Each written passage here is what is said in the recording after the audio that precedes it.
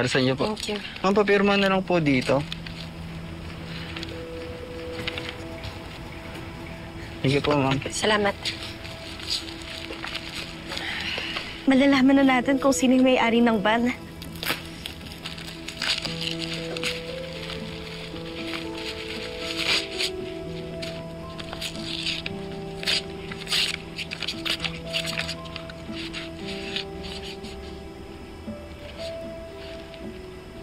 Hindi ito yung sasakyan eh.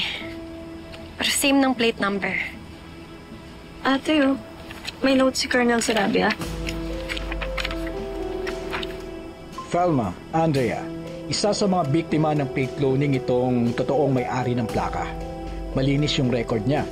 Kasama yung kaso niya sa inimbestigahan ng Road and Transportation Agency sa nagkalat na sindikato ng fake cloning. Kung ganon, ibig sabihin yung ginamit na ba ni Hazel, kung nirentahan man niya yun, involved sa shady na business. Tuso talaga yung Hazel na yun eh. Galawang kriminal eh. Nawala na naman tayo ng lead. Makikita pa ba natin si tatay? Bunso, huwag mag-alala. Maharap tayo ng paraan, ha? Kuya, hanggang kailan? Paano kung maunahan tayo ni Hazel? Paano kung maipuslit niya si tatay pabalik ng Canada? Hindi. Hindi pwede. Pag nangyari yun, Bert, wag naman po sana nakikiusap po. Gusto ko pang makahingi ng tawad kay tatay. Gusto ko pa masabi sa kanya na nagsisisi ako. Gusto ko sabihin sa kanya na mahal ko siya. Lord, hindi ko kaya, kuya.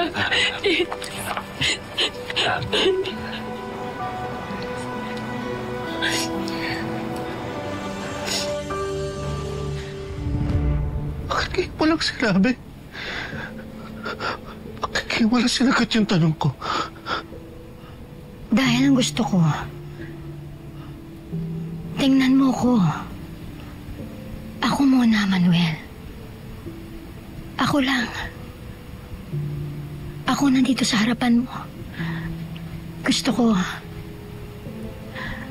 makita mo yung pagsisisi ko. Yung nagbago na ako. Yung pagmamahal ko. Hazel, alam mo simula nung kinasal tayo, pinilit ko talagang tingnan ka eh. Pero wala akong nakitang pagmamahal. Puro pang-aapi, pangmamaliit, tsaka pangahaba. Manuel, tingnan mo ko ulit. Tingnan mo ko ulit. Iba na yung makikita mo. Puro pagmamahal lang ibibigay ko sa'yo.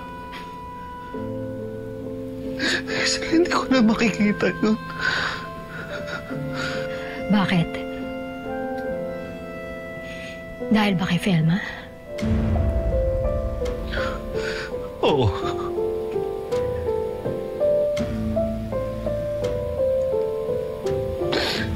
Pero dahil din sa'yo. Hazel, nung buha nga ako, hindi po ko nakuha mahalin eh. Ano pa kaya ngayon?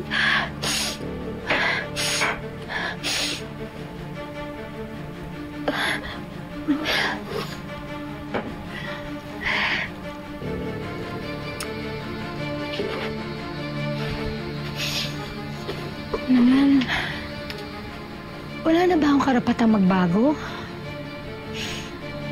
Sa tingin mo, bakit ganun ko na lang gustong makipagbalikan sa'yo? Dahil mahal kita. Mahal na mahal. Hazel, hindi pagmamahal yun. Alam mo, ang tingin mo sa akin, pag-aari mo lang ako eh. Pag-aari mo na hindi pwedeng angkinin na kahit sino kung hindi ikaw lang.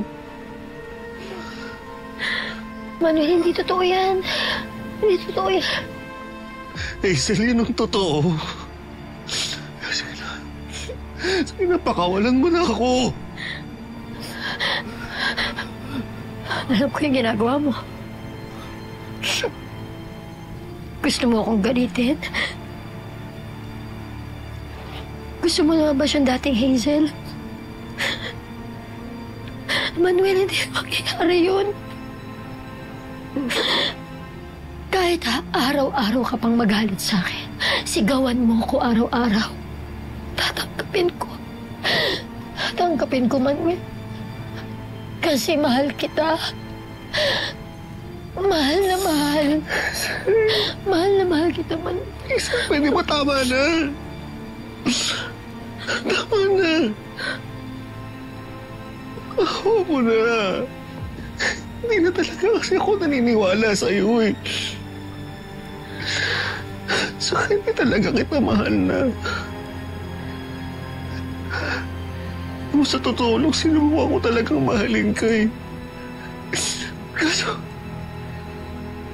ikaw din yung gumawa ng dahilan para hindi kita mahalin. Kaya sige na, pakawalan mo na ako. Bigyan mo na sa akin yung telepono ko. Ayaw mo na ako, kausapin ko na si Felma. Sige na.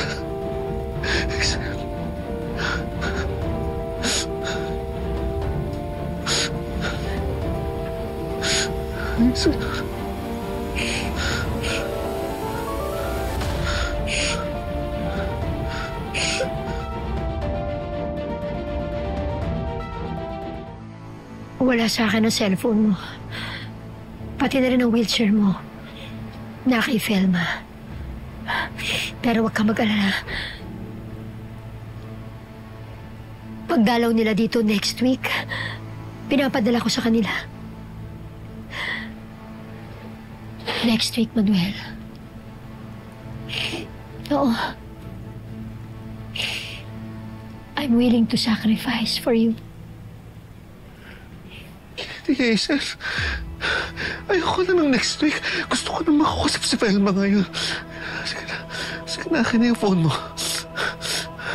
Akin na. Wala naman signal dito eh. Sige na. Akin na yung phone mo.